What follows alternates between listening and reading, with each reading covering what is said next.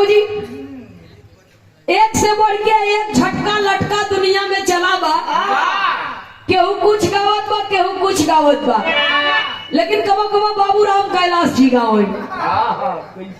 और गाँव और करताल कैसे बजावे तने दाता पप्पू भैया देखी लह जाई का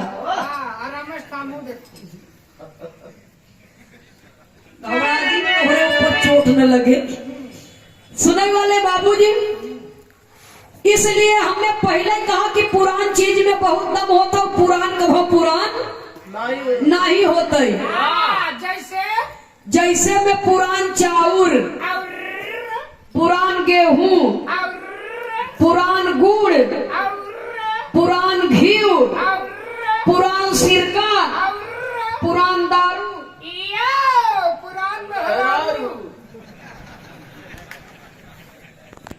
ये दवाई के काम की चीजें हो। पुरान मेहरारू बड़ी दवाई काम होली भैया। हाँ दवाई का काम करबे करत थी की। सुने वाले बाबूजी, पुरनकिन न होती तो नौकिन के सहूर के बतावत। ये बोले पुरान चीज रहना जरूरी है।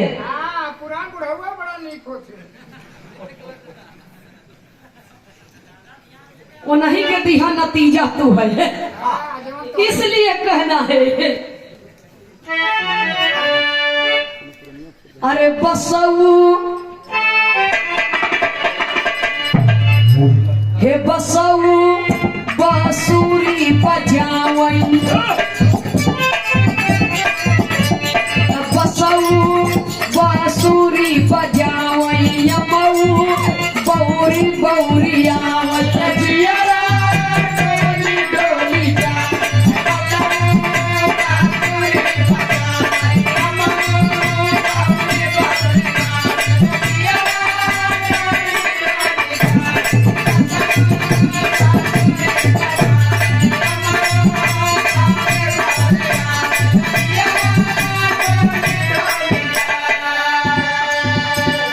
गोरी कांगना बजावई,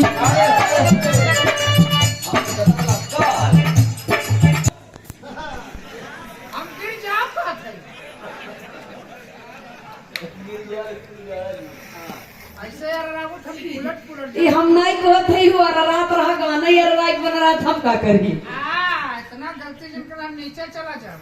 नहीं नीचे मत जा, यही रहे नीचे जाओ तो हम नीचे बस बजाओ। नहीं तू बहुत नगद मनई है, बहुत भक्त मनई है, खराब बात मत बोला कर। 15 साल से भक्तन तो करत है तोहरे साथ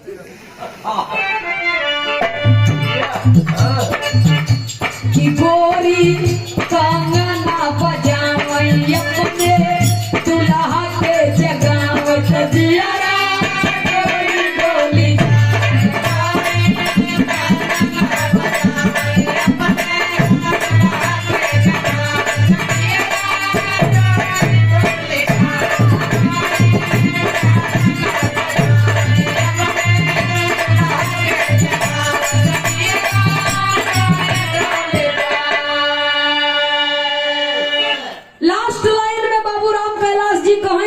लेकिन बुढ़ाई बिना बुढ़िया के ये बदे गलती करे की कोशिश मत करे।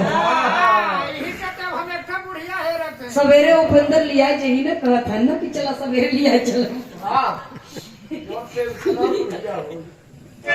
90-95 साल इनके स्वर्ग वाली गलियों दिखाई। वहाँ चक्कर में जिन पर बजने कितना चला गए नहीं से। सुनाई वाले बाबूजी, जवानी बिना मेहरारू के बिता लेवा, लेकिन बुढ़ाई बिना बुढ़िया के न बीते। ये बदे गलती न करे के चाहे कहती चोरे के चोरी छूट जाते, लेकिन हेरा फेरी आपन लड़का आन के मेहरारू बहुत नगर लागत है। और जे चक्कर में पड़ा बाबूजी, वो सस्ते में निपट गई संसार से। आपन मेहरारू कितना सुंदर रहे, दूसरे के लखी कहीं बहुत नगद बा। और आन के लड़का कितना अच्छा रहा, अपन चाहे निकुरे बहाए कहीं भैया हमार साहब बनबे, भैया हमार डिप्टी बनबे, भैया हमार कलेक्टर बनबे, भैया हमार कंडक्टर बनबे। तयान के लड़का अपन लड़का यान के मेहरारू बहुत नगर लागत है। लेकिन गौर करेंगे साथियों वही अपनन में हरारू बदे कि जवानी बिना में हरारू के बिताए लेवल लेकिन बुढ़ाई बिना बुढ़िया के काहे बदे जब बुढ़ाई जावा मड़ई में बैठ जावा पौरुख घट जाए तना और नाती पोता दुआरे टहरत रही एक बात सुनही न कहवा ए भैया तनी एक लोटा पानी दे दे तो बुढ़ऊ एक बेरी कही बुढ़िया 3 बेरी टेरी भरे बुढ़ऊ के संगती ए पोकरिया रे तो दादा पानी मगत ऐसा बुढ़िया हम जिंदगी में पहली बार देखा है बात ऐसा बढ़िया से तोहरे साथे है भैया हो तो जब एक बार बुढ़ऊ दत्ता बोली है या बुढ़ऊ के संति 3 बेरी बुढ़िया बोले तो बुढ़ऊ के मन में ढाढ़स हुए कि हाँ हमारे बदे क्यों बोले वाला बा इसलिए कि जब तक पौरुख बा तब तक पूरी दुनिया अपने मुट्ठी में बा और जब पौरुखहीन इंसान हो जाता तब अगर केहू सामने रहे अपन बोले वाला तब समझ में आवत है कि हाँ हमार केहू संसार में बा